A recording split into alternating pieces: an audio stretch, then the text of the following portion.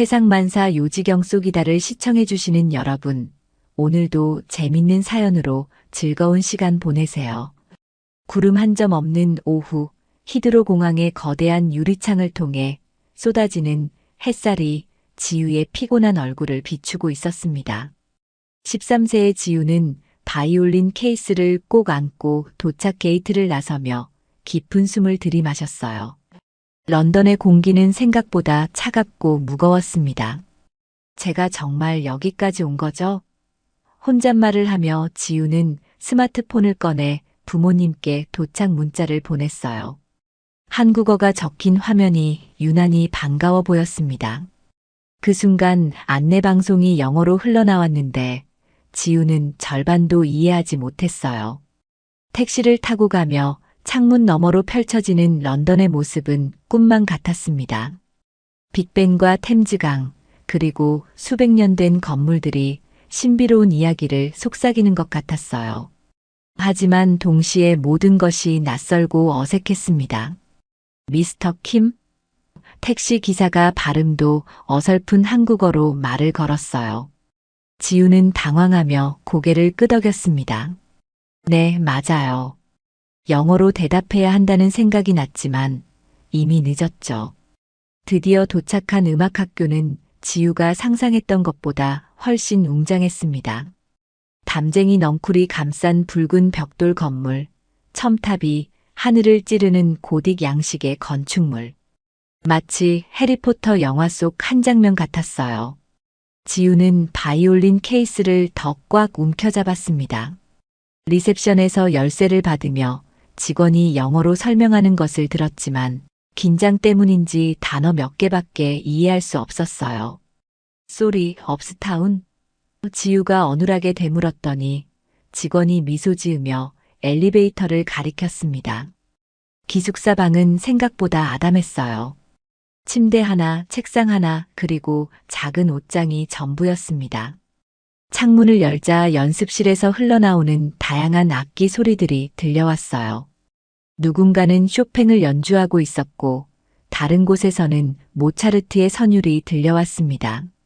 모두 나보다 훨씬 잘하는 것 같은데. 지우는 바이올린 케이스를 침대에 올려놓으며 불안해졌어요. 케이스를 열어 바이올린을 꺼내자 장시간 비행으로 인해 조율이 많이 틀어져 있었습니다. 그날 밤 지우는 일기장에 한글로 적었어요. 드디어 왔어. 무서워 죽겠지만 왠지 설렌다. 내일부터 진짜 시작이야. 창밖으로 런던의 야경이 반짝이고 있었습니다. 아침 6시, 영국식 알람 시계의 독특한 소리에 지우는 깨어났습니다. 시차 적응이 되지 않아 몸이 무거웠지만 첫 수업이 있는 날이었어요. 서둘러 세수를 하고 나와 기숙사 복도를 걸어가는데 다른 학생들과 마주쳤습니다. 안녕하세요. 지우가 한국식으로 인사했더니 상대방은 어리둥절한 표정을 지었어요. 굿모닝이라고 해야 한다는 걸 뒤늦게 깨달았지만 이미 학생들은 지나가고 없었습니다.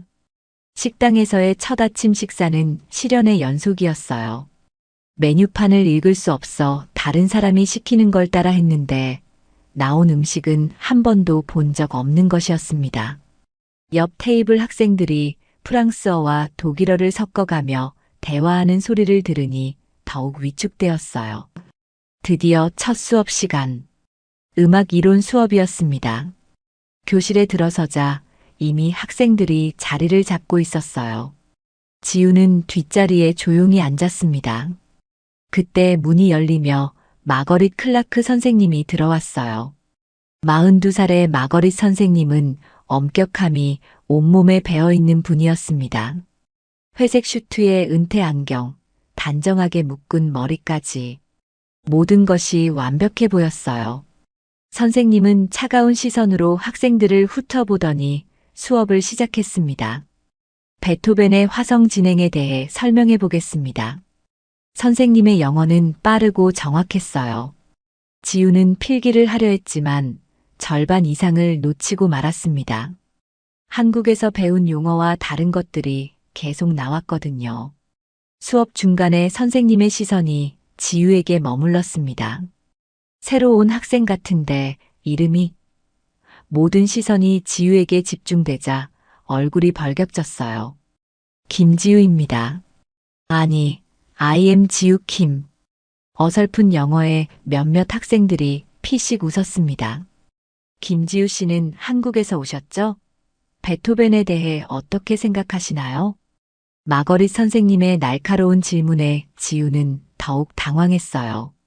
한국말로는 유창하게 설명할 수 있었지만 영어로는 결국 지우는 제대로 대답하지 못했습니다. 선생님은 실망스럽다는 표정을 지으며 다른 학생에게 같은 질문을 했어요. 유창한 영어로 베토벤의 예술성에 대해 설명하는 학생을 보며 지우는 더욱 작아졌습니다. 점심시간에 혼자 앉아있던 지우는 다른 테이블에서 들려오는 대화를 엿들었어요. 아시아에서 온 애 봤어? 영어도 제대로 못하네. 뭔가 어색하지 않아? 그들이 자신을 이야기하고 있다는 걸 알 수 있었습니다. 오후에는 실습 수업이 있었어요. 지우는 바이올린을 들고 설레는 마음으로 연습실로 향했습니다. 드디어 자신이 자신 있는 것을 보여줄 기회였거든요. 하지만 마거릿 선생님은 지우에게만 기초 연습을 지시했어요. 김지우 학생은 스케일부터 다시 해보세요. 아시아권 학생들은 기초가 부족한 경우가 많으니까요. 편견 섞인 말에 지우의 마음이 아팠습니다. 다른 학생들은 이미 협주곡을 연습하고 있는데 말이에요. 지우가 바이올린에 활을 대는 순간 아름다운 소리가 연습실에 울려 퍼졌습니다. 마거릿 선생님의 표정이 잠깐 변했지만 곧 다시 무표정으로 돌아갔어요. 기초부터 착실히 하세요. 그날 밤 지우는 연습실에서 혼자 바이올린을 연주했습니다. 한국에서 했던 곡들을 치며 그리움과 외로움을 달랬어요. 창밖으로 보이는 런던의 야경이 멀기만 했습니다. 2주가 지났지만 상황은 전혀 나아지지 않았습니다. 오히려 더 나빠진 것 같았어요. 마거릿 선생님은 지우에게 유독 차가웠고 학생들 사이에서의 고립감은 날로 깊어갔습니다. 점심시간마다 혼자 앉아야 하는 것이 일상이 되어버렸죠. 어느 날 아침 기숙사 복도에서 만난 독일 출신 학생 잉그리드가 의미심장한 미소를 지으며 말했습니다. 오늘은 특별한 날이야, 지우. 준비 잘했지? 지우는 무슨 말인지 몰라 고개를 갸우뚱했어요. 그제야 공개 수업이 있다는 걸 기억해냈습니다. 공개 수업은 학기 중 가장 중요한 행사 중 하나였어요. 학교 이사들과 유명한 음악가들, 학부모들이 참관하는 자리였습니다. 마거릿 선생님은 일주일 전부터 학생들에게 완벽한 준비를 요구했었죠. 이날만큼은 실수가 허용되지 않습니다. 우리 학교의 명예가 걸려 있어요. 오전 수업부터 분위기가 예사롭지 않았습니다. 학생들은 모두 긴장해 있었고 선생님들도 평소보다 더 엄격해 보였어요. 지우는 가슴이 두근거렸습니다. 공개 수업에 대한 구체적인 안내를 받지 못해 무엇을 준비해야 할지 몰랐거든요. 오후 2시 드디어 공개 수업이 시작되었습니다. 평소보다 훨씬 넓은 강당에는 정장을 입은 어른들이 가득 앉아 있었어요. 무대 위에는 피아노와 여러 악기들이 준비되어 있었습니다. 지우는 다른 학생들과 함께 앞줄에 앉으며 손바닥에 땀이 난 것을 느꼈어요. 마거릿 선생님이 단상에 올라 인사말을 했습니다. 오늘은 평상시 수업과는 다른 특별한 시간을 갖겠습니다. 즉흥 연주를 통해 학생들의 진정한 실력을 확인해 보겠어요. 즉흥 연주라는 말에 지우의 얼굴이 창백해졌습니다. 오늘은 베토벤 교향곡 제9번의 일부를 각자의 전공 악기로 즉석에서 해석해보는 시간을 갖겠습니다. 선생님이 계속 설명했어요. 단순한 연주가 아니라 여러분만의 창의적인 변주를 기대합니다. 이런 고난도 과제를 예상한 학생은 아무도 없었어요. 침묵이 흐르는 가운데 마거릿 선생님의 시선이 지우에게 머물렀습니다. 김지우 학생, 먼저 해보시겠어요? 그 말이 떨어지는 순간 강당이 정적에 휩싸였어요. 뒷자리의 참관자들이 흥미롭다는 표정으로 지우를 바라봤습니다. 지우는 자리에서 일어서며 다리가 후들거리는 것을 느꼈어요. 바이올린을 든 손이 눈에 띄게 떨렸습니다. 무대로 걸어가는 몇 걸음이 마치 몇 킬로미터처럼 느껴졌어요. 참관자들의 따가운 시선이 등을 찌르고 있었습니다. 무대에 서자 조명이 눈부시게 비춰졌어요. 베토벤 교향곡 제9번.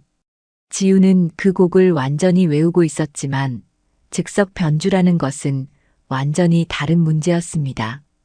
머릿속이 하얘지면서 어떻게 시작해야 할지 막막했어요. 첫 번째 시도를 했습니다. 지우는 베토벤의 주선율을 연주하려 했지만 극도의 긴장 상태에서 손가락이 제대로 움직이지 않았어요. 잘못된 운지법으로 인해 불협화음이 나왔고 활도 현을 제대로 잡지 못했습니다. 강당 안에 어색한 침묵이 흘렀어요. 다시 해보세요. 마거릿 선생님의 차가운 목소리가 울렸습니다. 지우는 깊은 숨을 들이마시고 다시 시도했어요. 하지만 이번에도 처참했습니다. 박자가 틀어지고 음정도 불안했어요. 참관자 중 한 명이 작은 목소리로 뭔가 말했고 그것이 강당의 정막을 더욱 부각시켰습니다. 스톱. 마거릿 선생님이 단호하게 말했어요. 충분합니다. 자리로 돌아가세요. 그 말과 함께 지우의 세계가 무너지는 것 같았습니다. 무대에서 내려오며 다른 학생들의 시선을 마주쳤는데 그들의 눈에는 동정보다는 안도감이 보였어요. 자리에 앉은 지우는 눈물을 참기 위해 고개를 숙였습니다. 옆에 학생이 작은 목소리로 괜찮아라고 위로했지만 그 말조차 형식적으로 들렸어요. 이어서 다른 학생들이 연주를 시작했는데 모두 훌륭한 연주를 선보였습니다. 수업이 끝나고 참관자들이 빠져나간 후 마거릿 선생님이 지우에게 다가왔습니다. 김지우 학생, 잠깐 얘기 좀 하죠. 다른 학생들의 시선 속에서 지우는 선생님을 따라 교실 한편으로 갔어요. 이 정도 수준으로는 마거릿 선생님이 말을 시작했어요. 이 학교에서 계속 공부하기 어려울 것 같습니다. 진지하게 다시 생각해 보시기 바랍니다. 그 말은 마치 선고문 같았어요. 지우의 꿈이 무너지는 소리가 들리는 것 같았습니다. 그날 밤 지우는 기숙사 옥상으로 올라갔습니다. 런던의 야경이 펼쳐져 있었지만 그 아름다운 풍경도 지우에게는 무의미했어요. 핸드폰을 꺼내 한국 부모님께 전화를 걸려다가 다시 집어넣었습니다. 무슨 말을 어떻게 설명해야 할지 모르겠었거든요. 연습실로 내려간 지우는 바이올린을 꺼냈습니다. 혼자만의 공간에서 베토벤을 연주해 보려 했지만 오후의 트라우마 때문에 손이 제대로 움직이지 않았어요. 결국 바이올린을 내려놓고 바닥에 주저앉았습니다. 나는 정말 이곳에서 견딜 수 없는 걸까? 지우는 혼잣말을 중얼거렸어요. 눈물이 뺨을 타고 흘러내렸습니다. 한국에서 품었던 모든 꿈이 단 한 번의 실수로 무너져 내리는 것 같았어요. 그날 밤 지우는 가장 깊은 절망을 맛봤습니다. 공개 수업의 참상 이후 일주일이 지났습니다. 지우는 더욱 고립되었고 학생들 사이에서도 완전히 투명인간이 된 기분이었어요. 복도를 걸을 때면 뒤에서 수군거리는 소리가 들렸고 수업 시간에는 아무도 지우 옆에 앉으려 하지 않았습니다. 특히 잉그리드를 비롯한 몇몇 학생들은 지우를 향해 노골적으로 차가운 태도를 보였어요. 저 정도 실력으로 여기서 뭘 하려는 거지? 아시아 애들은 기계처럼 연주만 하는 줄 알았는데 그것도 안 되네. 이런 말들이 귀에 들어올 때마다 지우의 가슴은 얼어붙었습니다. 어느 금요일 저녁 지우는 또 혼자 연습실에서 바이올린을 연주하고 있었어요. 예전처럼 평온한 마음으로 할 수는 없었지만 음악만이 유일한 위안이었습니다. 베토벤이 아닌 한국의 민요를 바이올린으로 편곡해서 연주하고 있었죠. 그때 문이 열리는 소리가 났습니다. 지우는 깜짝 놀라며 연주를 멈췄어요. 누군가 들어온다면 또 어떤 수모를 당할지 걱정되었거든요. 하지만 들어온 사람은 곱슬머리의 한 남학생이었습니다. 안녕하세요. 그 학생이 따뜻한 미소를 지으며 말했어요. 괜찮으시다면. 방해하려던 게 아니었는데 복도에서 아름다운 연주가 들려서요. 지우는 당황해서 아무 말도 하지 못했습니다. 누군가 자신의 연주를 아름답다고 말한 건 오랜만이었거든요. 저는 리암입니다. 첼로 전공하고 있어요. 그가 자신을 소개했습니다. 지우 맞죠? 저번에 공개 수업에서 봤어요. 공개 수업 얘기가 나오자 지우의 얼굴이 어두워졌어요. 리암이 그것을 눈치채고 빨리 말을 이었습니다. 아, 그때 정말 마음 아팠어요. 저도 처음 이 학교에 왔을 때 비슷한 경험이 있었거든요. 리암의 말에 지우가 고개를 들었어요. 정말요? 지우가 작은 목소리로 물었습니다. 네.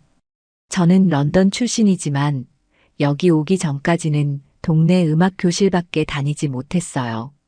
처음 와서는 다른 애들 실력에 기가 죽었죠.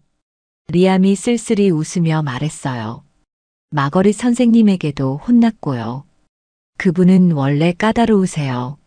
지우는 리암의 이야기를 들으며 조금씩 마음이 열렸습니다. 저는 정말 절망스러워요. 영어도 서툴고 여기 학생들은 저를 무시하고 지우의 목소리가 떨렸어요. 하지만 방금 연주는 정말 놀라웠어요. 리암이 확신에 차서 말했습니다. 그 곡은 뭔가요? 들어본 적이 없는데 너무 아름다웠어요. 지우가 설명했어요. 한국 민요를 바이올린으로 편곡한 거예요. 아리랑이라는 곡이거든요. 다시 한번 들려주실 수 있나요? 리암이 부탁했어요. 지우는 망설였지만 결국 바이올린을 들었습니다. 이번에는 누군가가 진심으로 들어주는 연주였어요. 아리랑의 애절한 선율이 연습실에 울려 퍼졌습니다. 연주가 끝나자 리암이 박수를 쳤어요. 정말 대단해요. 이런 연주를 왜 수업에서 못 들려줬죠? 지우가 답했습니다. 긴장해서요. 그리고 베토벤 같은 클래식만 인정받는 것 같아서요. 음악에는 국경이 없어요. 리암이 말했습니다. 당신의 음악에는 뭔가 특별한 게 있어요. 감정이 진짜로 느껴져요. 그 말을 듣고 지우의 눈에 눈물이 맺혔어요. 그동안 누구도 자신의 음악을 이렇게 이해해주지 않았거든요. 혹시 함께 연습해 볼까요? 리암이 제안했습니다. 제가 첼로로 반주해 드릴게요. 그리고 베토벤 곡도 함께 연습해 봐요. 다가오는 학기말 발표회가 있거든요. 발표회요? 지우가 놀랐어요. 저 같은 사람도 참여할 수 있나요? 리암이 웃으며 대답했습니다. 물론이요. 그때까지 열심히 준비하면 분명 좋은 결과가 있을 거예요. 그날 이후 지우의 일상이 조금씩 바뀌기 시작했습니다. 리암과 함께 연습하는 시간은 지우에게 가장 소중한 시간이 되었어요. 매일 저녁 연습실에서 만나 베토벤 곡을 함께 연구했고, 리암은 지우에게 영어로 된 음악 용어들도 친절히 설명해 주었습니다. 어느 날 연습하던 중 리암이 말했어요. 지우, 당신의 연주 스타일은 정말 독특해요. 기교보다는 감정에 중점을 두는 것 같아요. 지우가 고개를 끄덕였습니다. 한국에서는 그렇게 배웠어요. 음악은 마음으로 하는 거라고요. 그거예요. 리암이 손뼉을 쳤습니다. 그게 당신의 강점이에요. 베토벤을 연주할 때도 그 감성을 살려보세요. 기계적으로 정확하게만 연주하려 하지 말고요. 리암의 조언 덕분에 지우는 베토벤에 대한 새로운 해석을 찾기 시작했어요. 서양 클래식 음악이지만 거기에 자신만의 감성을 불어넣을 수 있다는 것을 깨달았습니다. 매일매일 연습하며 지우는 점점 자신감을 되찾아갔어요. 토요일 오후 리암과 지우는 학교 정원을 거닐며 음악에 대해 이야기했습니다. 음악은 언어보다 강한 소통의 수단이에요. 리암이 말했어요. 당신의 아리랑을 들었을 때 가사를 모르는데도 그 애슬픔이 전해졌거든요. 지우가 답했습니다. 한국에서 올 때는 무서웠지만 이제는 조금 다른 것 같아요. 특히 리암을 만난 후로요. 리암이 웃으며 답했어요. 저도요. 당신과 함께 연주하니까 음악이 더 재밌어졌어요. 그날 밤 지우는 일기에 적었습니다. 혼자가 아닌 것이 이렇게 힘이 되는 줄 몰랐어. 이제는 발표회가 기대된다. 두려우면서도 설레는 그런 기분이야. 창밖의 런던이 더 이상 차갑지만은 않았어요. 다음 주부터는 더욱 집중적으로 연습을 시작했습니다. 리암의 도움으로 지우는 베토벤 교향곡 제9번에 대한 이해를 깊게 할 수 있었어요. 특히 그 곡에 담긴 인간애와 희망의 메시지를 자신만의 방식으로 해석해 나갔습니다. 어느 날 마거릿 선생님이 연습하는 지우를 보러 왔을 때 리암이 리허설처럼 첼로 반주를 해주었어요. 선생님은 예전과는 다른 표정으로 지우의 연주를 듣더니 많이 늘었네요 라고 짧게 말하고 나갔습니다. 칭찬이라고 하기에는 부족했지만 적어도 무시하지는 않았어요. 진전이에요. 리암이 환하게 웃었습니다. 마거릿 선생님이 그런 말을 하신 건 발전이 있다는 뜻이에요. 지우도 처음으로 희망을 느꼈어요. 아직 갈 길이 멀지만 이제는 혼자가 아니었습니다. 발표회까지 한 달여가 남은 시점에서 지우는 완전히 달라져 있었어요. 이제는 베토벤의 변주곡을 나름대로 자신 있게 연주할 수 있었고 리암과의 우정은 그 어떤 것보다 소중했습니다. 그리고 무엇보다 음악에 대한 사랑을 다시 찾았어요. 학기 말 발표회까지 한 달이 조금 남은 시점, 지우와 리암의 연습은 더욱 치열해졌습니다. 매일 아침 7시부터 밤 10시까지 두 사람은 연습실에서 보내는 시간이 늘어갔어요. 마거릿 선생님의 많이 늘었네요 라는 한마디가 지우에게는 큰 동기가 되었습니다. 발표회에서 어떤 곡을 연주할 건가요? 어느 날 아침 리암이 물었습니다. 지우는 잠시 생각에 잠겼어요. 베토벤 교향곡 제9번의 변주곡을 완성시키고 싶었지만 아직도 그때의 트라우마가 남아 있었거든요. 베토벤을 다시 도전해보고 싶어요. 지우가 조심스럽게 말했습니다. 공개 수업에서 실패한 바로 그 곡을요. 이번에는 정말 제대로 하고 싶어요. 리암의 눈이 반짝였어요. 멋있네요. 정말 용감한 결정이에요. 하지만 쉽지 않을 거예요. 지우가 걱정스러운 표정을 지었습니다. 혹시 또 실패하면? 리암이 지우의 어깨에 손을 올렸어요. 이번에는 혼자가 아니에요. 제가 도와드릴게요. 그리고 당신은 이미 많이 변했어요. 다음 날부터 본격적인 준비가 시작되었습니다. 먼저 베토벤 교향곡 제9번의 원곡을 완벽하게 분석했어요. 화성 구조, 리듬 패턴, 멜로디 라인까지 하나하나 뜯어보며 곡에 대한 이해를 디펀드했습니다. 리암은 첼로로 베토벤의 다른 파트를 연주해주며 지우가 전체적인 흐름을 파악할 수 있게 도왔어요. 이 부분에서 목관악기가 들어오죠. 그 느낌을 바이올린으로 표현해 보세요.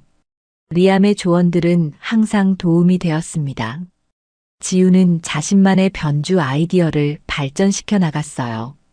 베토벤의 원곡이 지닌 웅장함과 인간애는 그대로 살리면서도 그 안에 자신의 경험과 감정을 녹여 넣었습니다.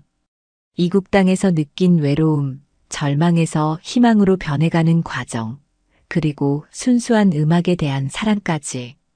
특히 중간 부분의 변주에서는 한국적인 요소를 미묘하게 결합했어요. 아리랑의 선율을 연상시키는 부분을 넣었는데 이는 동서양의 만남을 상징하는 것이었습니다. 리암은 이 아이디어에 크게 감탄했어요. 정말 창의적이네요. 리암이 놀라워했습니다. 베토벤과 아리랑의 조합이라니. 누구도 생각해내지 못했을 아이디어예요. 마거릿 선생님도 깜짝 놀라실 거예요. 연습을 거듭하면서 지우는 베토벤에 대한 새로운 관점을 갖게 되었어요.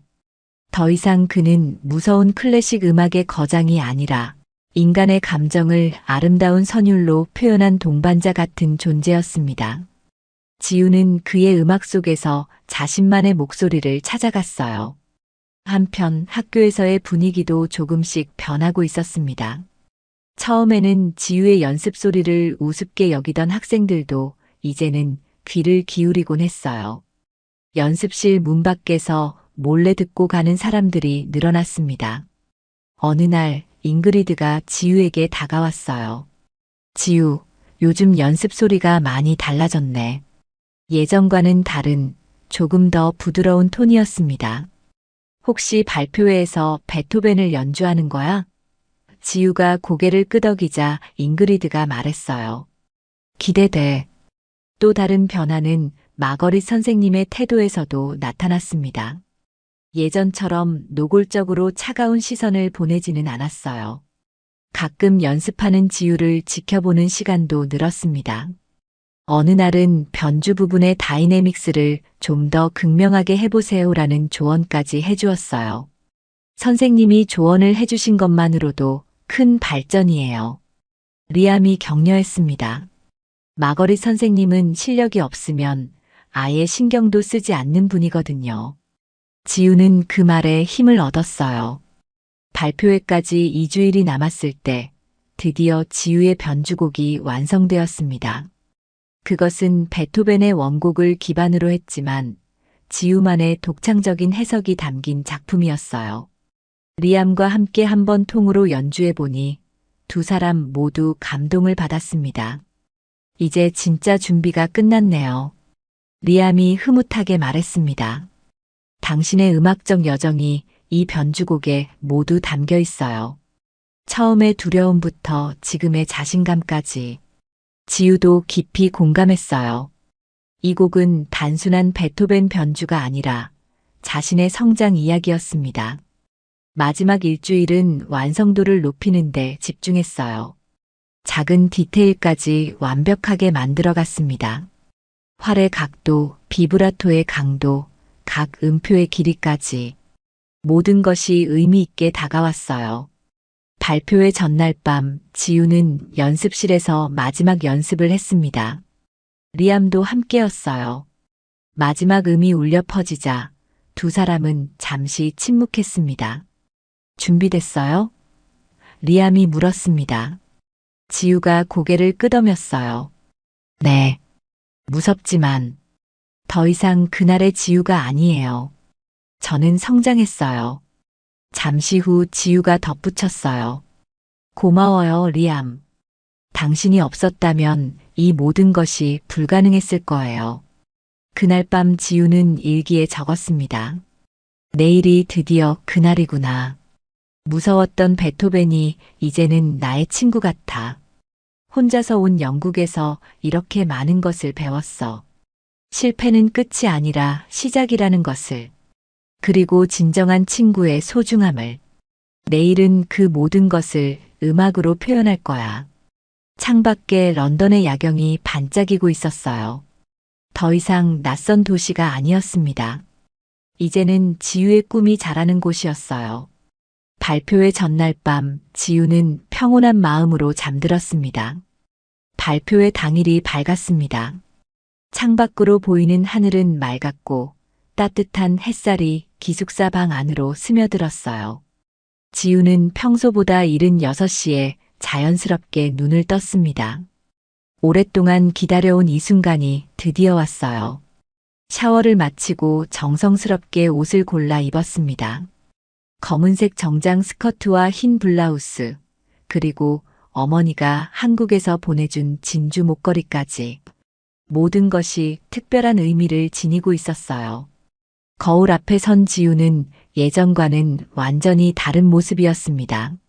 식당에서 아침을 먹으며 다른 참가자들과 마주쳤어요. 모두들 긴장한 기색이 역력했습니다. 평소 자신감 넘치던 독일 학생 한스조차 평소와 달리 조용했어요. 다들 떨리는구나. 지우는 속으로 생각하며 작은 미소를 지었습니다. 지우. 리암이 뛰어와 인사했어요. 잘 잤어요? 지우가 고개를 끄덕이자 리암이 안심한 표정을 지었습니다. 저는 떨려서 거의 못 잤어요. 저도 오늘 연주하는데 이렇게 긴장되는데 지우는 어떨까 싶어서요. 처음에는 무서웠는데 지금은 그냥 평온해요. 지우가 놀랍도록 담담하게 답했습니다. 뭐라고 표현해야 할까요? 받아들여지는 느낌이에요. 이 모든 상황이요. 리암이 감탄했어요. 그게 바로 진정한 연주자의 마음가짐이에요. 오전에는 마지막 리허설이 있었습니다. 실제 발표회가 열린 대강당에서 진행되었어요. 무대 위에 서자 조명이 눈부셨지만 더 이상 위축되지 않았습니다. 지우는 차분하게 바이올린 조율을 맞추고 간단한 테스트 연주를 했어요. 소리 확인 완료되었습니다. 음향 기사가 말했어요. 지우는 무대에서 객석을 바라봤습니다. 오후에는 여기가 수많은 사람들로 가득 찰 것이에요. 예전 공개 수업에서의 악몽이 스쳐 지나갔지만 이제는 그것이 두려움보다는 동기가 되었습니다. 점심시간에 리암과 함께 학교 정원을 거닐었어요. 어떤 기분이에요? 리암이 물었습니다. 지우가 잠시 생각하더니 답했어요. 묘해요. 처음에는 복수라고 생각했어요. 그때 저를 무시한 사람들에게 보여주겠다는 마음이었죠. 하지만 지금은 그냥 제 음악을 선보이고 싶어요. 그게 진짜 예술가의 마음이에요. 리암이 고개를 끄덕이며 말했습니다. 복수가 아니라 자신만의 음악을 표현하고 싶은 순수한 마음 말이에요. 지우는 그 말에 깊이 공감했어요. 오후 2시 드디어 발표회가 시작될 시간이 가까워졌습니다. 백스테이지는 준비하는 학생들로 분주했어요. 누군가는 급하게 옷을 갈아입고 다른 이는 악기를 점검하고 있었습니다. 지우는 조용한 구석에 앉아 마음을 가다듬었어요. 프로그램을 확인해 보니 지우는 8번째 순서였습니다. 적당한 위치였어요. 너무 앞서도 너무 늦어도 아닌 딱 좋은 자리였습니다. 마거릿 선생님이 백스테이지를 돌며 학생들을 격려하고 있었어요. 김지우 학생. 마거릿 선생님이 지우에게 다가왔습니다. 준비는 잘 되었나요? 예전과는 전혀 다른 따뜻한 톤이었어요. 네, 선생님. 최선을 다하겠습니다. 지우가 대답하자 선생님이 짧게 미소 지었습니다. 기대하고 있어요. 드디어 발표회가 시작되었습니다. 첫 번째 연주자가 무대에 오르는 것을 무대 옆에서 지켜보며 지우는 자연스럽게 심호흡을 했어요. 아름다운 모차르트 협주곡이 들려왔습니다. 관객들의 박수 소리가 따뜻했어요. 한 명씩 연주자들이 무대에 올라 자신의 연주를 펼쳤습니다. 모두 훌륭했어요. 지우는 다른 학생들의 연주를 들으며 오히려 마음이 차분해졌습니다. 모두가 자신의 최선을 다하고 있다는 것을 느낄 수 있었거든요. 7번째 연주자가 쇼팽을 연주하고 있을 때 무대 담당자가 지우에게 다가왔어요. 다음 순서입니다. 준비되셨나요? 지우는 고개를 끄덕이며 일어났습니다. 바이올린 케이스를 들고 무대 옆으로 향했어요. 커튼 뒤에서 박수 소리가 들렸습니다. 곧 사회자의 목소리가 울려 퍼졌어요. 다음은 김지우 학생의 베토벤 교향곡 제9번 합창 변주곡입니다. 지우의 이름이 불려지는 순간 가슴이 두근거렸지만 동시에 묘한 평온함도 느꼈어요. 마지막으로 바이올린 현을 확인했습니다. 활에 송진을 발라주고 가볍게 어깨를 풀어줬어요. 커튼이 열리며 무대 위에 따뜻한 조명이 비춰졌습니다. 이제 정말 지우의 순간이었어요. 무대에 오르는 동안 지우는 관객들을 바라봤습니다. 수많은 얼굴들이 보였어요. 학교 관계자들, 학부모들, 동료 학생들, 그리고 첫 줄에 앉은 마거릿 선생님도 보였습니다. 리암이 객석 한편에서 격려의 눈빛을 보내고 있었어요. 하나, 둘. 지우는 속으로 세며 바이올린을 어깨에 올렸습니다. 활을 들어 올리자 객석이 고요해졌어요. 이른바 침묵의 순간이었습니다. 그 짧은 시간 동안 지우는 지난 몇 달의 여정을 떠올렸어요. 그리고 첫 음을 연주하는 순간 모든 것이 변했습니다. 세상이 조용해지고 오직 음악만이 존재했어요. 더 이상 무서운 공개 수업의 트라우마는 없었습니다. 지우와 베토벤, 그리고 음악이 하나가 되었어요. 첫 음이 울려 퍼지는 순간 대강당의 분위기가 완전히 바뀌었습니다. 베토벤의 웅장한 주선율이 지우의 바이올린에서 흘러나왔는데 그 소리는 이전과 완전히 달랐어요. 기계적인 연주가 아니라 살아 숨쉬는 음악이었습니다. 관객들의 표정이 서서히 변하기 시작했어요. 처음에는 단순히 평가하려는 시선이었지만 점차 지우의 연주에 빠져들고 있었습니다. 첫째 줄에 앉은 저명한 음악가도 앞으로 몸을 기울이며 집중하고 있었어요. 지우는 완전히 음악에 몰입해 있었습니다.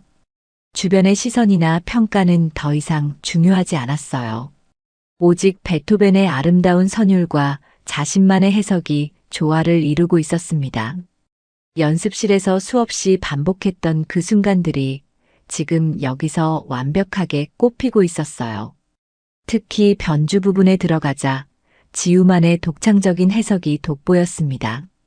베토벤의 원곡이 지닌 힘과 웅장함을 그대로 살리면서도 그 안에 동양적인 선율미를 자연스럽게 녹여냈어요. 아리랑의 애절한 감정이 베토벤의 희망적인 메시지와 만나 새로운 화학 반응을 일으켰습니다. 마거릿 선생님의 표정이 놀라움에서 감동으로 바뀌고 있었어요. 사수 시절부터 수많은 학생들을 가르쳐왔지만 이런 식의 창의적 해석은 처음이었습니다. 특히 동서양의 음악적 요소가 이렇게 자연스럽게 어우러지는 것을 본 적이 없었어요. 중간 부분에서 지우는 특별한 순간을 만들어냈습니다. 잠시 연주를 멈추고 작은 침묵을 연출한 뒤 한국 전통음악의 요성 농현 기법을 바이올린으로 표현했어요.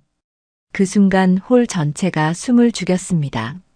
베토벤과 한국 음악이 이렇게 아름답게 만날 수 있다는 것에 모두가 놀랐어요. 객석 곳곳에서 감탄사가 작게나마 들려왔습니다. 오마이갓, 인크레더블 같은 영어 표현들과 함께 몇몇 한국어를 아는 관객들은 대단하다, 정말 아름답네 하고 중얼거렸어요. 이미 국적과 언어의 벽을 넘어 모든 이가 지우의 음악에 감동하고 있었습니다. 연주가 절정에 달했을 때 지우는 그 어느 때보다 자유로운 기분이었어요. 더 이상 남들의 시선을 의식하거나 실수를 두려워하지 않았습니다. 오히려 그 순간의 감정을 고스란히 음악으로 쏟아냈어요. 외로웠던 이국 땅에서의 시간, 절망했던 공개 수업의 기억, 리암과의 소중한 우정, 그리고 음악에 대한 변치 않는 사랑까지. 특히 최고조 부분에서는 기술적 완성도와 감정적 표현이 완벽하게 조화를 이뤘어요. 어려운 더블 스톱도 현 동시 연주와 하모닉스 배음 기법을 구사하면서도 각 음표마다 살아있는 감정을 담아냈습니다. 이는 단순한 기계적 연주와는 차원이 다른 것이었어요. 관객들 중 일부는 이미 눈물을 흘리고 있었습니다. 특히 어머니와 함께 온 어린 소녀는 눈물을 닦으며 지우를 바라보고 있었어요. 엄마, 저 언니 정말 멋있어요. 작은 목소리였지만 홀의 정적 속에서 선명하게 들렸습니다. 마지막 부분에 다가갈수록 지우의 연주는 더욱 깊어졌어요. 베토벤이 말하고자 했던 인간애와 평화의 메시지를 자신만의 언어로 재해석했습니다. 그것은 국경을 넘나드는 젊은 음악가의 꿈이자 서로 다른 문화가 만나 이루는 아름다운 화합이었어요. 연주의 마지막 음이 대강당에 울려 퍼지는 순간 시간이 멈춘 것 같았습니다. 지우는 화를 천천히 내리며 깊은 숨을 들이마셨어요. 그 짧은 순간 홀 전체가 완전한 침묵에 머물렀습니다. 그리고 갑자기 폭발적인 박수가 터져 나왔어요. 관객들은 일제히 일어서며 뜨거운 기립박수를 보냈습니다. 박수 소리가 홀 전체를 가득 메웠고 브라보! 라는 함성이 여기저기서 들려왔어요. 마거릿 선생님도 눈물을 흘리며 일어서 있었습니다. 평생을 바쳐 클래식 음악만을 추구해온 그녀였지만 오늘 지우의 연주를 들으며 음악에는 정말로 국경이 없다는 것을 뼈저리게 깨달았어요. 자신의 편견을 부끄러워하며 진심 어린 박수를 보냈습니다. 리암은 객석에서 환호하며 박수를 쳤어요. 자신의 친구가 이루어낸 기적 같은 순간을 목격하고 있었습니다. 몇 달 전 연습실에서 눈물 흘리던 그 소녀가 이제는 수백 명의 관객을 감동시키는 음악가가 되어 있었어요. 지우는 무대 위에서 깊숙이 인사를 했습니다. 관객들의 뜨거운 호응에 감사의 마음을 전하며 지난 시간들을 떠올렸어요.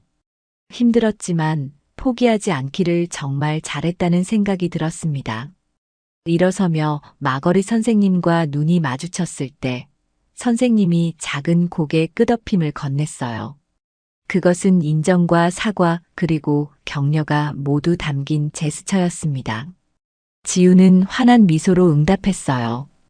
박수는 계속 이어졌고 몇몇 관객들은 앙코르를 외치기 시작했어요.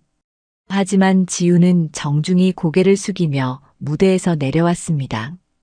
오늘 자신이 하고 싶었던 말은 모두 했어요. 이제는 그것으로 충분했습니다. 발표회가 끝난 지 일주일이 지났습니다. 그 시간 동안 지우의 삶은 극적으로 변했어요. 복도를 걸으면 모든 학생이 인사를 건넸고 선생님들도 따뜻한 미소로 맞아주었습니다. 무엇보다 지우 자신이 가장 크게 변해 있었어요. 지우, 아침 연습 가는 거야? 룸메이트 소피아가 친근하게 물었습니다. 예전에는 거의 말을 주고받지 않았던 사이였는데 이제는 매일 아침 대화를 나누는 친구가 되어 있었어요. 응, 새로운 곡을 준비하고 있어. 지우가 환하게 웃으며 답했습니다. 식당에서 아침을 먹을 때도 분위기가 완전히 달랐어요. 여러 테이블에서 지우를 불러 함께 앉자고 했습니다.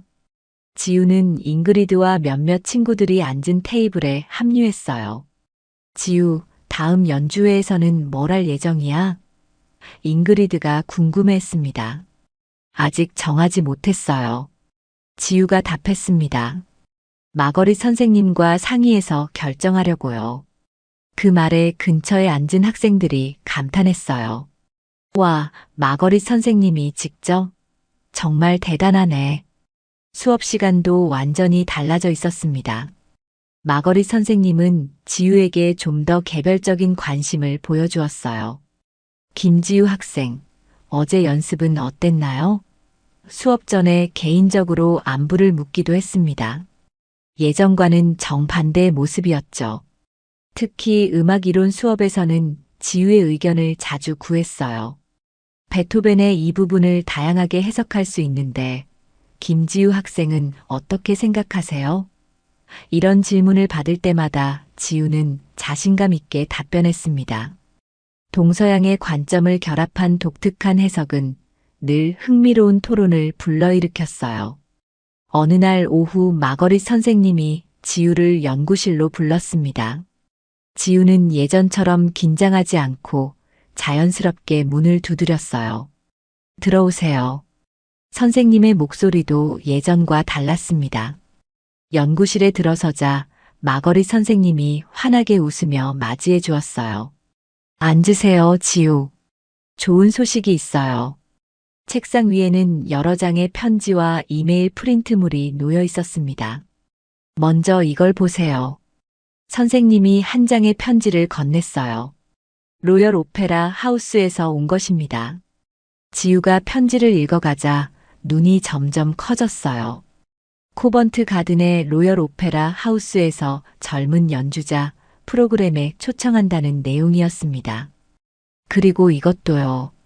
또 다른 편지를 건넸습니다. BBC 라디오 3에서 젊은 음악가 특집 프로그램에 출연 요청을 받았어요. 당신의 발표회 영상을 본 프로듀서가 매우 감명받았다고 하더군요. 지우는 믿을 수 없다는 표정이었어요. 정말요? 저에게요? 마거릿 선생님이 고개를 끄덕이며 계속 설명했습니다. 특히 당신의 베토벤 해석에 대한 찬사가 대단했어요. 동서양 음악의 융합이 매우 창의적이었다고 하더군요. 어떻게 해야 할까요? 지우가 떨리는 목소리로 물었습니다. 선생님이 따뜻하게 미소 지었어요. 당연히 참여해야죠. 하지만 그 전에 더 철저한 준비가 필요해요. 제가 개인 지도를 도와드리겠습니다. 점심시간에 지우는 이 소식을 리암과 나누었어요. 정말 대단해요. 리암이 진심으로 기뻐했습니다. 로열 오페라 하우스라니 꿈만 같네요.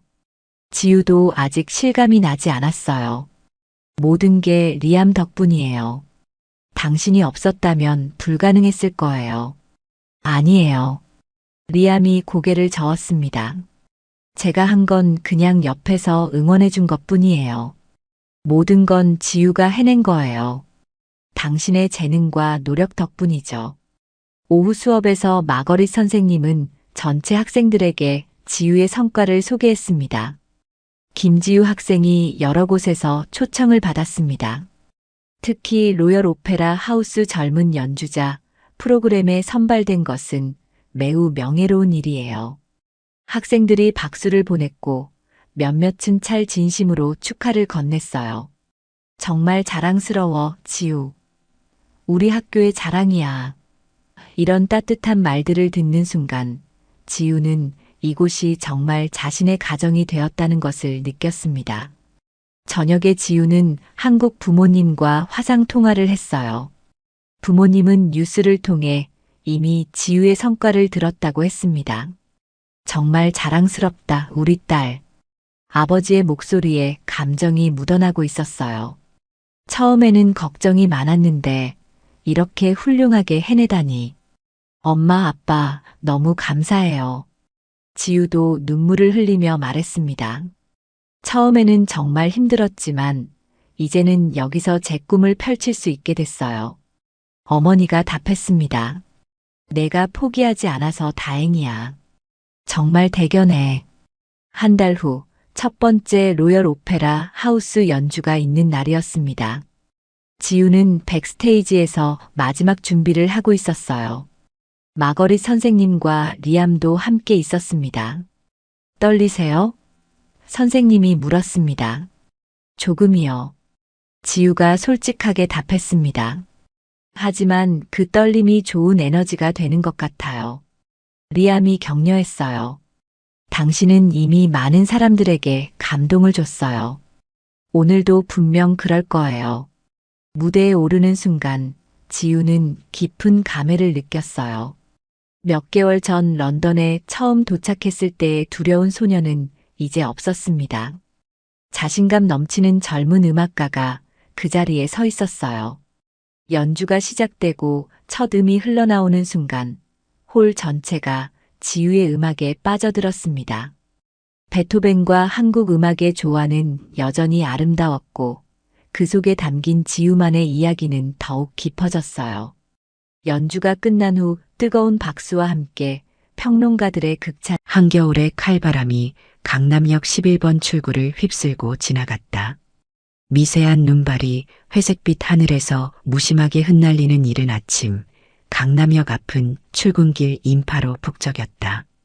그 한켠에 자리 잡은 작은 노점상, 흰색 접이식 테이블 위에는 비닐로 덮인 김밥이 놓여 있었다. 노점을 지키는 할머니는 검은색 패딩 점퍼를 입고 있었지만 추위를 막기에는 역부족이었다. 바람이 불 때마다 할머니의 몸이 떨렸다. 박순의 할머니는 주름진 손으로 따뜻한 보온병의 뚜껑을 열어 후후 불며 마셨다. 78년의 세월이 켜켜이 쌓인 얼굴에는 깊은 주름이 패여 있었지만 맑은 눈빛만은 여전히 젊은 시절 그대로였다. 바쁜 발걸음을 재촉하는 사람들 사이로 한 청년이 걸음을 멈추었다. 이주연은 27살 부산에서 올라와 취업 준비로 하루하루를 보내는 청년이었다. 단정하게 차려입은 양복 차림이 오늘이 특별한 날임을 말해주고 있었다. 할머니, 김밥 3줄 주세요. 박순애는 김밥을 파는 1년 동안 처음 보는 광경이었다. 대부분의 사람들은 프랜차이즈 김밥 체인점만 찾았고 할머니의 김밥을 사는 이는 없었다. 아이고, 이렇게 많이 사서 어디다 쓰려고 하나? 이주연은 수줍은 미소를 지으며 대답했다. 오늘 면접 보러 가는데요. 면접 전에 한 줄 먹고 끝나고 한 줄 먹고 부산 내려가면서 마지막 한 줄 먹으려고요. 박순애는 청년의 말투에서 순수함이 묻어나는 것을 느꼈다.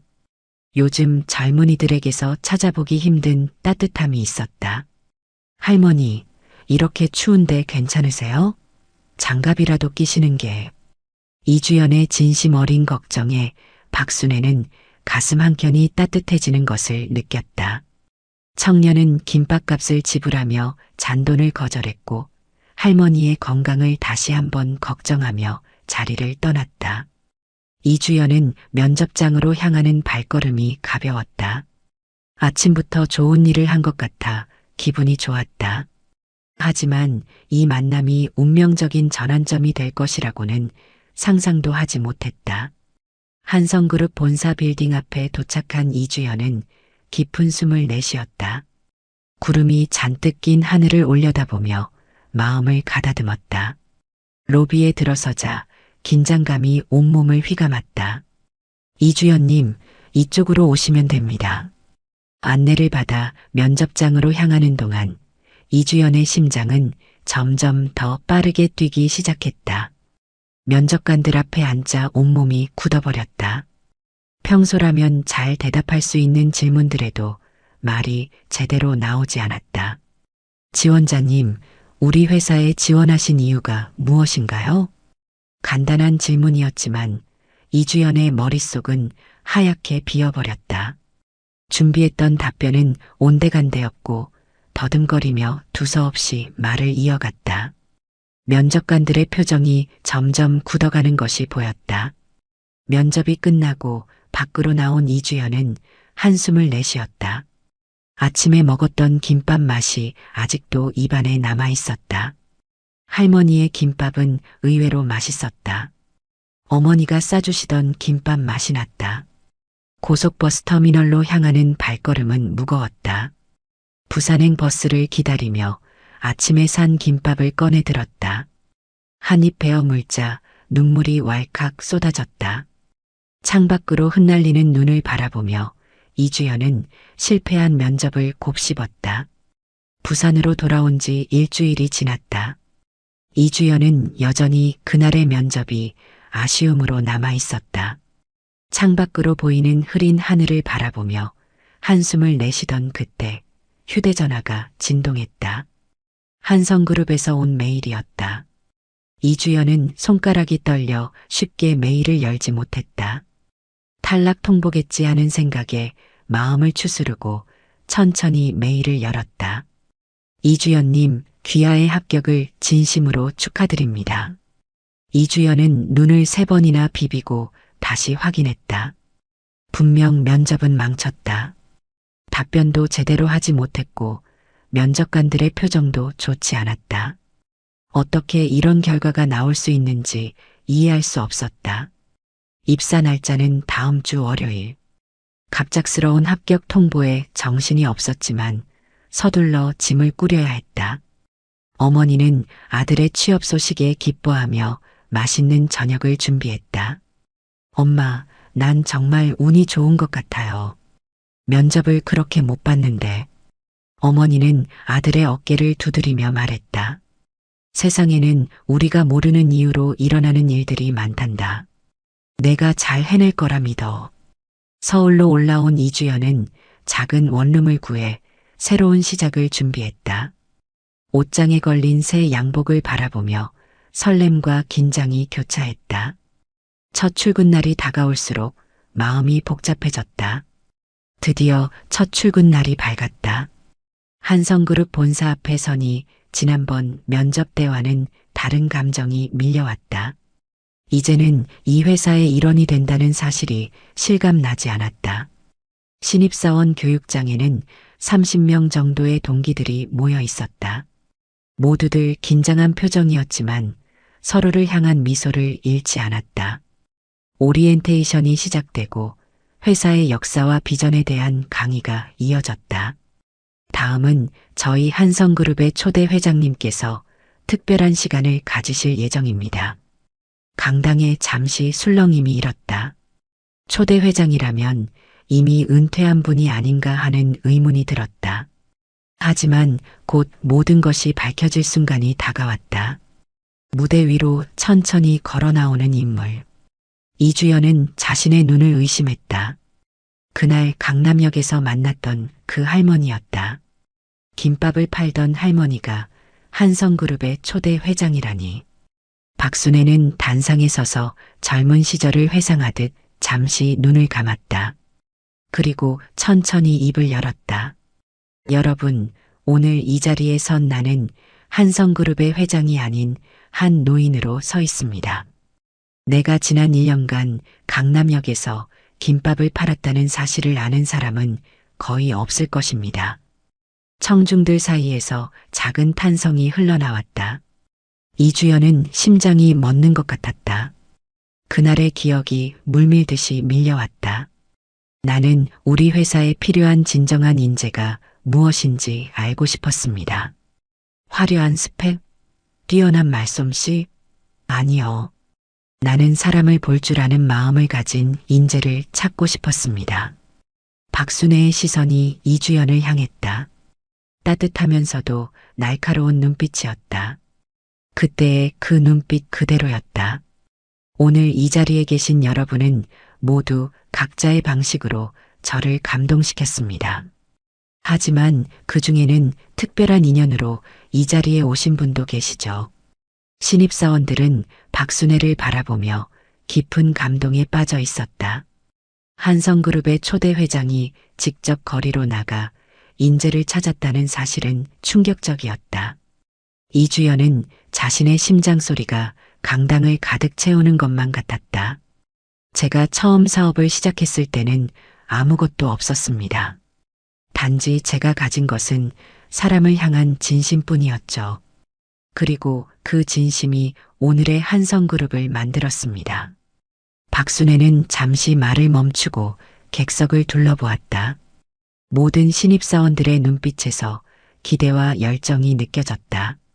저는 매일 아침 5시에 일어나 김밥을 만들었습니다. 지나가는 사람들의 표정을 살피고 그들의 이야기에 귀 기울였죠. 많은 사람들이 제 앞을 지나갔지만 대부분은 제가 그저 평범한 할머니라고만 생각했습니다. 강당은 숨소리조차 들리지 않을 만큼 조용했다. 모든 이들이 박순애의 이야기에 집중하고 있었다. 하지만 그 중에서도 제 마음을 움직인 사람들이 있었습니다. 바쁜 출근길에도 노인의 안부를 걱정하고 따뜻한 마음으로 대화를 나누던 사람들. 그들의 이름과 얼굴을 모두 기억하고 있습니다. 이주연은 자신의 손바닥에 땀이 배어나는 것을 느꼈다. 그날의 기억이 마치 어제 일처럼 선명했다. 면접에서 실수를 하거나 긴장한 나머지 제대로 된 답변을 하지 못한 분들도 계실 겁니다. 하지만 그것이 전부가 아닙니다. 진정한 인재는 스펙이나 말솜씨가 아닌 그 사람의 본질에서 나옵니다. 박순애는 단상에서 내려와 천천히 걸음을 옮겼다. 그리고 이주연 앞에서 멈추어 섰다. 이주연 씨, 기억하시나요? 그날 아침 당신이 건넨 따뜻한 말 한마디가 이 할머니의 마음을 얼마나 따뜻하게 했는지. 이주연의 눈시울이 붉어졌다. 주변의 모든 시선이 자신에게 쏠리는 것도 잊은 채 그날의 감정이 그대로 되살아났다. 취업을 준비하는 동안 저는 많이 지쳐 있었습니다. 매번 거절당하고 실패를 반복하면서 제 자신을 의심하기 시작했죠. 하지만 그날 아침 할머니와의 만남은 제게 작은 희망이 되었습니다. 박순애는 이주연의 어깨를 부드럽게 토닥였다. 그 손길에는 오랜 세월의 지혜와 따뜻함이 담겨 있었다. 여러분, 오늘 이 자리는 단순한 신입사원 교육이 아닙니다. 이것은 여러분의 새로운 시작을 알리는 자리입니다.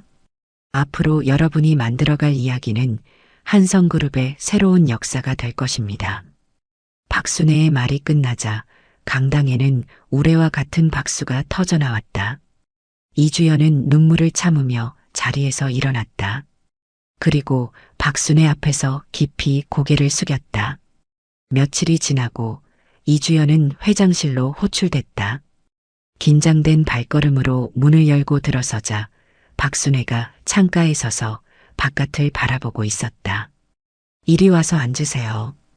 박순애의 목소리는 강남역에서 처음 만났을 때처럼 따뜻했다. 이주연은 조심스럽게 소파에 앉았다. 사실 내가 강남역에서 김밥을 팔게 된 데는 더 깊은 이유가 있어요. 40년 전으로 거슬러 올라가는 이야기죠.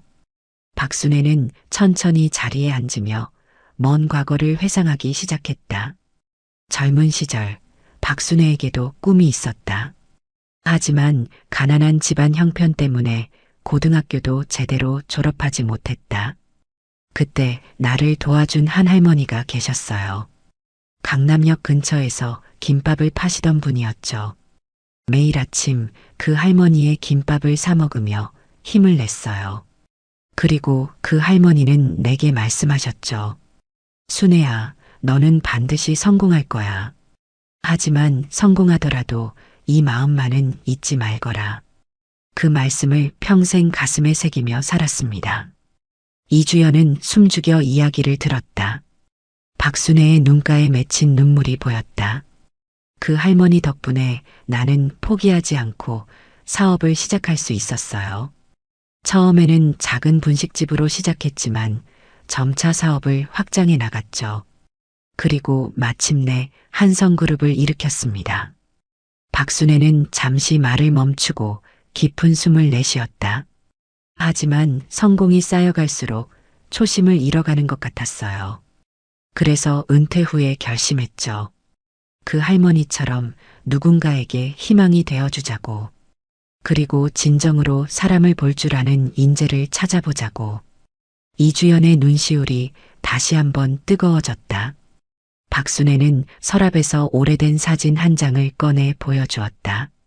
흑백 사진 속에는 젊은 시절의 박순애와 한 할머니가 함께 찍혀 있었다.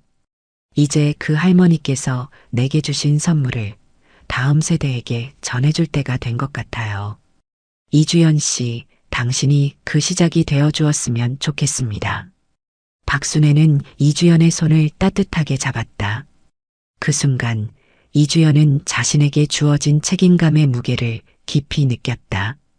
이것은 단순한 취업이 아닌 세대를 이어가는 소중한 가치의 전달이었다. 이주연은 신입사원 교육을 마치고 마케팅팀에 배치받았다. 첫 업무는 한성그룹의 새로운 사회공헌 프로젝트를 기획하는 것이었다. 이주연은 밤늦게까지 사무실에 남아 프로젝트 기획서를 작성했다. 김밥 할머니의 꿈이라는 이름의 이 프로젝트는 청년 창업자들을 지원하는 내용이었다. 단순한 자금 지원이 아닌 선배 창업자들의 경험과 지혜를 전수하는 멘토링 프로그램이 핵심이었다. 이주연 씨, 이 기획서 정말 인상적이네요. 팀장은 기획서를 검토하며 만족스러운 표정을 지었다. 이주연의 기획은 곧바로 임원회의에 상정되었고 박순애의 전폭적인 지지를 받았다. 우리가 찾던 바로 그것입니다. 단순한 기부가 아닌 진정한 나눔의 가치를 실현하는 프로젝트죠. 프로젝트는 빠르게 진행되었다. 전국 각지에서 선발된 20명의 청년 창업자들이 첫 번째 멘토링 프로그램에 참여했다. 박순애는 직접 멘토로 나서서 자신의 경험을 나누었다. 여러분, 사업의 성공은 결국 사람에 달려 있습니다. 돈을 벌기 위해 시작한 사업은 오래가지 못해요. 하지만 사람을 위해 시작한 사업은 반드시 열매를 맺게 됩니다. 프로그램이 진행될수록 이주연은 자신의 역할에 더욱 깊은 보람을 느꼈다. 청년 창업자들의 눈빛에서 자신의 과거 모습을 발견했고 그들의 성장을 지켜보는 것이 큰 기쁨이었다. 한 달이 지나고 첫 번째 성공 사례가 나왔다. 부산의 한 청년이 운영하는 분식점이 지역 명소로 자리 잡은 것이다. 그 청년은 박순애가 들려준 이야기에서 영감을 받아 매일 아침 독거노인들에게 무료로 김밥을 제공하고 있었다. 이것이 바로 우리가 꿈꾸던 선순환입니다. 박순애의 말에 임원들은 깊이 공감했다. 한성그룹의 사회공헌 활동은 언론의 주목을 받기 시작했고 다른 기업들도 이를 벤치마킹하기 시작했다. 이주연은 매주 한 번씩 강남역을 찾았다. 그곳에서 김밥을 파는 할머니들을 만나 이야기를 나누었다. 그들의 삶의 지혜를 듣고 때로는 작은 도움을 주기도 했다. 이제 막 시작이에요. 우리가 꿈꾸는 세상을 만들어가는 여정의 시작이죠. 이주연의 말에 박순애는 흐뭇한 미소를 지었다. 한성그룹은 단순한 기업이 아닌 세상을 따뜻하게 만드는 희망의 씨앗이 되어가고 있었다. 한성그룹의 김밥 할머니의 꿈 프로젝트가 성공적으로 자리 잡으면서 이주연은 더 큰 도전을 준비했다. 젊은 시절 박순애를 도와주었던 그 할머니의 이야기를 토대로 전국의 시장과 골목에서 장사하는 노인들을 위한 새로운 프로그램을 구상한 것이다. 시장의 할머니들이 단순히 장사만 하는 것이 아닙니다. 그분들은 우리 사회에 살아있는 역사이자 지혜의 전달자입니다. 이주연의 제안은 경영진의 큰 호응을 얻었다. 시장 이야기꾼 프로젝트는 전통시장의 상인들이 젊은이들과 만나 삶의 이야기를 나누는 자리를 만드는 것이었다. 요즘 젊은이들은 시장에 잘 오지 않아. 하지만 그들에게도 우리의 이야기가 필요할 거야. 남대문 시장의 한 할머니는 이주연의 제안을 반갑게 받아들였다. 수십 년간 시장을 지켜온 상인들의 이야기는 젊은이들의 마음을 움직였다. 프로그램은 예상 이상의 반향을 일으켰다. 주말마다 전국의 전통시장에서는 청년들과 노인들이 함께 모여 이야기를 나누었다. 그들은 서로의 삶을 이해하고 새로운 가능성을 발견했다. 할머니의 김밥 레시피로 시작한 가게가 이제는 프랜차이즈가 되었습니다. 하지만 우리는 초심을 잃지 않으려 해요. 매일 아침 할머니께서 가르쳐 주신 대로 정성을 다해 김밥을 만듭니다. 청년 창업자의 성공 스토리는 또 다른 청년들에게 희망이 되었다. 전통과 현대가 만나 새로운 가치를 창출하는 모습은 많은 이들의 공감을 얻었다. 박순애는 이러한 변화를 지켜보며 깊은 감동을 느꼈다. 자신이 뿌린 작은 씨앗이 이토록 크게 자라날 줄은 예상하지 못했다. 이주연 씨, 당신은 내 선택이 틀리지 않았다는 것을 증명해 주었어요. 이제는 더 큰 꿈을 꾸어도 좋을 것 같네요. 이주연의 도전은 계속되었다. 그는 시장 이야기꾼 프로젝트를 전국구 프로그램으로 확대하는 계획을 세웠다. 전통시장이 단순한 물건을 사고 파는 공간이 아닌 세대 간의 소통과 문화가 살아 숨쉬는 공간으로 변모해 가기 시작했다. 추운 겨울이 지나고 봄이 찾아왔다. 강남역 11번 출구 앞은 여전히 분주했지만 이제는 다른 풍경이 펼쳐지고 있었다. 박순애가 김밥을 팔던 그 자리에는 할머니의 이야기 부스가 설치되어 있었다. 저는 이곳에서 새로운 꿈을 찾았습니다. 할머니의 김밥 한 줄이 제 인생을 바꾸어 놓았죠. 이주연은 대학생들 앞에서 자신의 이야기를 들려주었다. 매주 토요일마다 열리는 청년 멘토링 데이는 한성그룹의 새로운 전통이 되어가고 있었다. 한 달에 한 번 박순애는 직접 이곳을 찾아 김밥을 만들었다. 그녀의 김밥에는 40년 전 자신을 도와준 그 할머니의 맛이 고스란히 담겨 있었다. 사람을 키우는 일은 마치 김밥을 만드는 것과 같아요.